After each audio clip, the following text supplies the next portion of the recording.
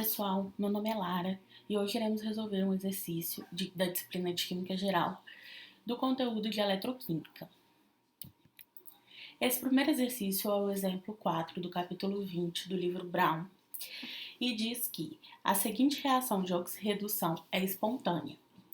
Uma solução contendo dicromato de potássio e ácido sulfúrico é derramada em um becker e uma solução de iodeto de potássio é derramada em outro becker. Uma ponte salina é usada para unir os beckers. Um condutor metálico que não reagirá com nenhuma das soluções, como uma lâmina de platina, é suspenso em cada solução. Os dois condutores são conectados com fios por meio de um voltímetro ou algum outro dispositivo que detecte a corrente elétrica. A célula voltaica resultante gera corrente elétrica. Indique, então, a reação que ocorre no ânodo e a reação no cátodo, o sentido das migrações dos elétrons e do íon, os sinais do eletrodo e, usando os potenciais padrão de redução fornecidos, calcular a força eletromotriz padrão para a célula voltaica. Dados as duas semi-reações. Bom, essa figura, ela resume as relações entre o ânodo, o cátodo e o processo químico, que ocorre em uma célula voltaica. Também me diz o sentido de migração dos íons em solução e o movimento de elétrons entre os eletrodos no circuito externo. Antes de resolvermos o exercício, é bom relembrar o que é uma célula voltaica, Então, a energia liberada em uma reação redox espontânea, ela pode ser usada para realizar trabalho elétrico.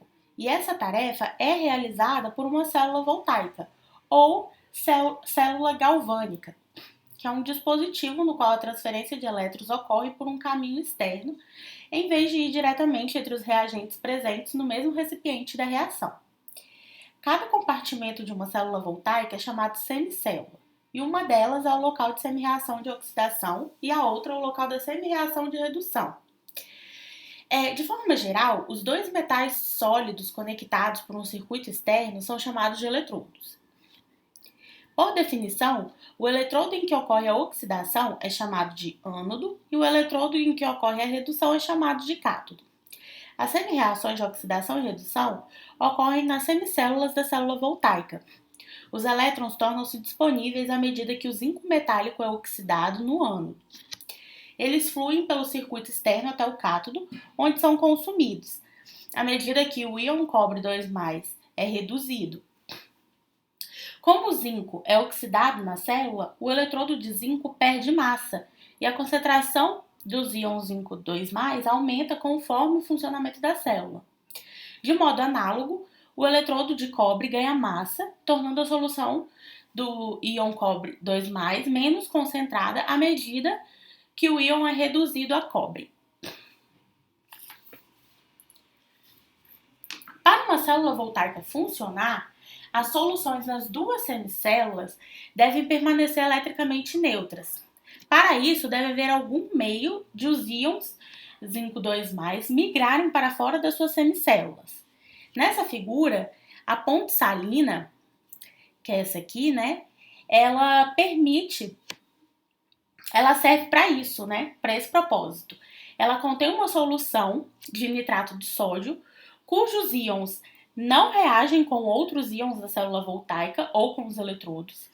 E conforme a oxidação e redução ocorre nesses eletrodos, os íons da ponte salina migram para as duas semicélulas.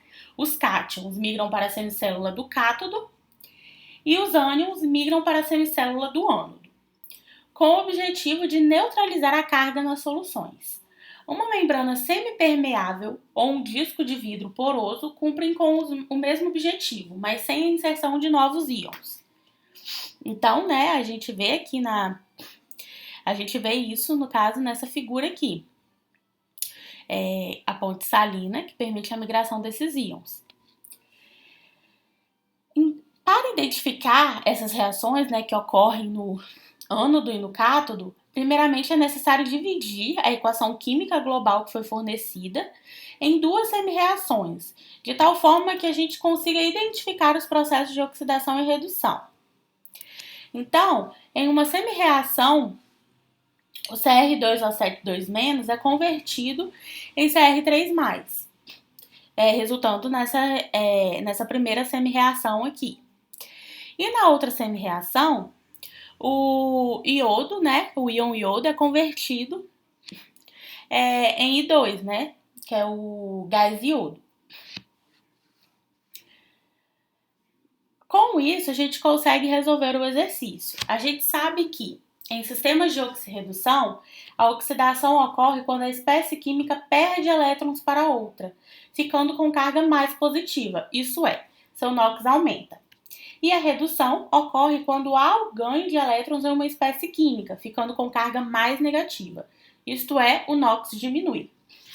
E para identificarmos na letra A quem sofre oxidação e quem sofre redução, devemos analisar qual espécie ganha e qual perde elétrons em cada semi-reação. A letra A me pede, né, qual a reação que ocorre no ânodo e qual a reação que ocorre no cátodo. Então, na semi-reação 1, a gente vê que há um ganho de elétrons na espécie química analisada, né? E, como a espécie química está ganhando os elétrons, ela está sofrendo o processo de redução. Logo, a semi-reação 1 é uma reação de redução. Já a semi-reação 2, a perda de elétrons na espécie química analisada, né? A gente vê aqui na semi-reação que está perdendo.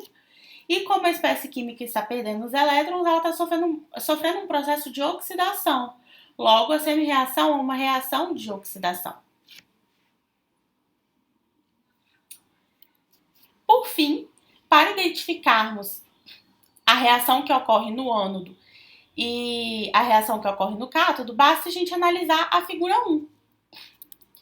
Então, lá no ânodo, a reação que sofre oxidação, ou seja, aqui nós temos a semi-reação 2, e a reação que ocorre no cátodo é a reação que sofre a redução, isto é, a semi-reação 1.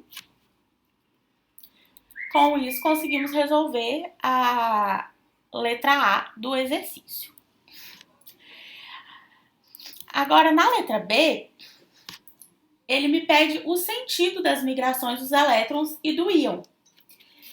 Então, como é que a gente vai saber isso? Como os íons, eles são os que estão perdendo elétrons, como a gente viu nas semi-reações, eles vão ser a fonte de elétrons do sistema.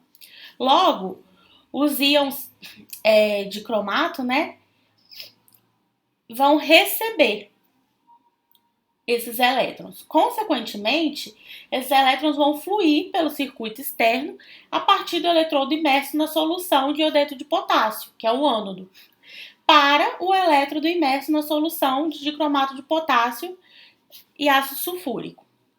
Os eletrodos por si só não reagem de forma nenhuma, eles simplesmente fornecem um meio de transferência de elétrons da ou para soluções. Então, os cátions, eles movimentam-se pelas soluções no sentido do cátodo e os ânions movimentam-se no sentido do ânodo. Essa seria a resposta para a letra B. Já a letra C me pede os sinais do eletrodo.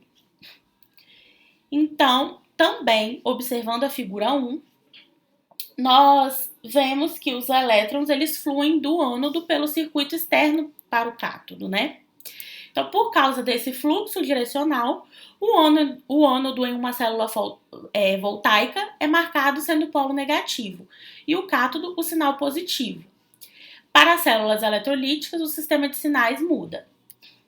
A letra D pede para a gente calcular a força eletromotriz padrão para a célula voltaica, usando os potenciais padrão de redução fornecidos. Então, temos as duas semi-reações do cátodo e do ânodo, né, e os seus respectivos potenciais de redução. Que no caso, para a semi-reação do cátodo é 1,33 volts e para o ânodo 0,54 volts. Sabemos que a força eletromotriz de qualquer célula é definida por essa fórmula, que é o potencial padrão igual ao potencial padrão de redução do cátodo menos o potencial padrão de redução, né, do ânodo. Inserindo os dados, né, nós chegamos nessa equação. E apesar de a semi-reação do iodeto no ânodo ter sido multiplicada por 3 para se obter uma equação balanceada, o valor do potencial padrão não é multiplicado por 3. Porque o potencial padrão de redução é uma propriedade intensiva. Então, é independente dos coeficientes estequiométricos. Com isso, nós temos a resposta da questão, né? Que o potencial padrão da célula é um valor positivo, é 0,79 volts positivo.